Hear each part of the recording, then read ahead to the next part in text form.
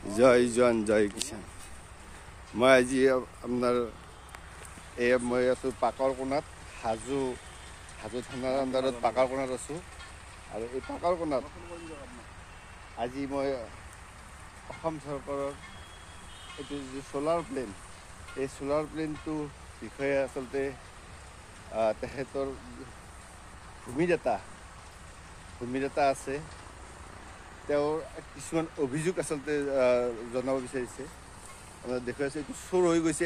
এই চ'লাৰ প্লেনটোৱে আচলতে এই অঞ্চলটোত কৃষিভূমিত আপোনাৰ পানী যোগান ধৰিছিলে। আপোনাৰ শস্য আপোনাৰ নদন পজন হৈ আছিলে। আৰু এই চ'লাৰ প্লেনটো এতিয়া বিকল হৈ আছে। দুষ্কৃতিকাৰীয়ে চুৰ কৰি লৈ গৈছে। ইয়াৰ কি বস্তু লৈ গৈছে? এই পাম্পৰ তাঁৰডাল নিছে আৰু এইবিলাক তাঁৰ চব কাটি লৈ গৈছে। এইবিলাক কাটি লৈ গৈছে। আৰু যাৰ বিনিময়ত আজি এই চ'লাৰ প্লেনবিলাক বন্ধ হৈ আছে। গোটেই আমাৰ এই অঞ্চলটোত গোটেই চুৰ হৈ গৈছে এইবিলাক। আৰু যাৰ বিনিময়ত আচলতে এই কৃষকসকলৰ আচলতে আজি পানী দিব পৰা নাই। এইবিলাক চুৰ হৈ যোৱাৰ কাৰণে পানী দিব পৰা নাই। আৰু এই পৰ্যায়ত আচলতে কৃষকবিলাকে দেশৰ অৰ্থনীতিত কেনেকৈ সহায় কৰিব? আচলতে পানী যোৱা ব্যৱস্থাটো চুৰ হৈ যায়। তেখেতসকলে উৎপাদন কৰিব পৰা ব্যৱস্থাটো নাই। চাকৰি নাই, চৰকাৰে নিবনুৱাক আচলতে চৰকাৰীভাৱে দিব পৰা নাই। কৃষিৰ আচলতে সুৰক্ষা দিব পৰা নাই। এইবিলাক ক্ষেত্ৰত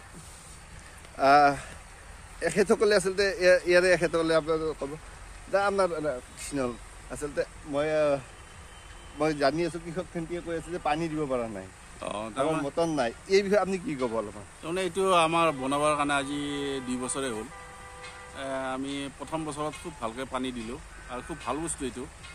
কিন্তু এই মানে আমাৰ ইয়াৰ যিবিলাক মটৰৰ তাঁৰ আৰু আমাৰ যিবিলাক চ'লাৰ পেনেলৰ তাঁৰ, এইবিলাক বহুত দাম বুলি আমি গম পাওঁ। এইবিলাক মানে বহুত দামৰ বস্তু। কিন্তু এই গোটেই অঞ্চলটোত আমাৰ যিমান চ'লাৰ হেৰি আছে চব মানে চুৰি কৰি লৈ গৈছে। এতিয়া বিভাগীয় কৰ্তৃপক্ষক আমি এজাহাৰো দিছোঁ, থানাত এজাহাৰো দিছোঁ আৰু অফিচতো আমি জনাইছোঁ। তেখেতসকলে এতিয়ালৈকে লগোৱা নাই আৰু কি কৰে এইটো মানে বুজি পোৱা নাই বস্তুটো, যে চ'লাৰ তাঁৰবিলাক লগাই দিলে মানে আমি উপকৃত হ'ম আৰু এতিয়া লগাব কি? তেখেতসকলে সদায় চুৰ কৰি আছে।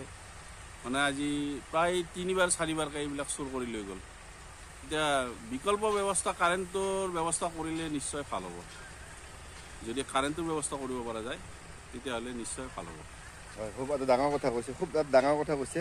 আচলতে কৃষকসকলে আচলতে তেখেতসকলে বুজি পায় এই ফিল্ডত তেখেতসকলৰ কি অভাৱ অভিযোগ তেখেতসকলে বুজি পায়। আৰু ইয়াতে যিটো আমাৰ প্ৰটেকশ্যন আচলতে এই চ'লাৰ প্লেনবিলাক দিছে। ৰাতি কোনে ৰখিব? ৰাতি ৰখে কোনে? এতিয়া ইয়াতে দিছে পথাৰৰ মাজত, এই পথাৰৰ মাজত দি থৈ দিছে। এতিয়া ৰাতি ইয়াতে কোনে ৰখিব? বা তেওঁক যদি বেতন দিয়ে বা কৰ্মচাৰীভাৱে তেখেতে কৰিব। আপোনাৰ ইয়াতে আপোনাৰ কিবা চৰকাৰী কোনোবা এমপ্লয় আছে নেকি? নাই। নাইট চকীদাৰ বা কিবা নাই। মই কৈছিলোঁ যে কিবা এটা মানে দিয়াৰ কাৰণে, কাৰণ মোৰ মাটিত বহাইছে, প্ৰায় 1.5 কঠা মাটি ইয়াত মোৰ গৈছে। তেখেতসকলে কিবা এটা দিব লাগে, কিন্তু এতিয়ালৈকে একো দিয়া নাই। হয়, খুব ডাঙৰ কথা কৈছে। আচলতে ভূমিদাতাই তেওঁ কোনো প্ৰাপ্য পোৱা নাই বা চাকৰি এটা পোৱা নাই বা তেওঁৰ ইয়াৰে মূল্য পোৱা নাই। কিন্তু এটা কৃষকৰ কাৰণে বা এই অঞ্চলটোৰ কাৰণে এটা হেৰি দিছে। কিন্তু তেওঁ ইয়াতে আছে আৰু কৃষক আছে, মই দেখুৱাই আছোঁ। তেখেতসকলে আচলতে কিয় ভুক্তভোগী আচলতে পানীৰ অভাৱত খেতি।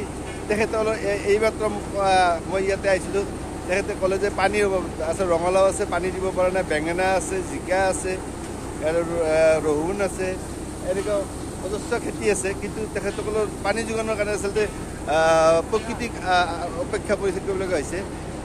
দাদা আপুনি কি ক'ব? ইয়াতে আচলতে পানীৰ ব্যৱস্থাটো যে কৈছে, কি ক'ব? কি ক'ব আপুনি? কি ক'ব চৰকাৰৰ ওচৰত কি ক'ব আপুনি?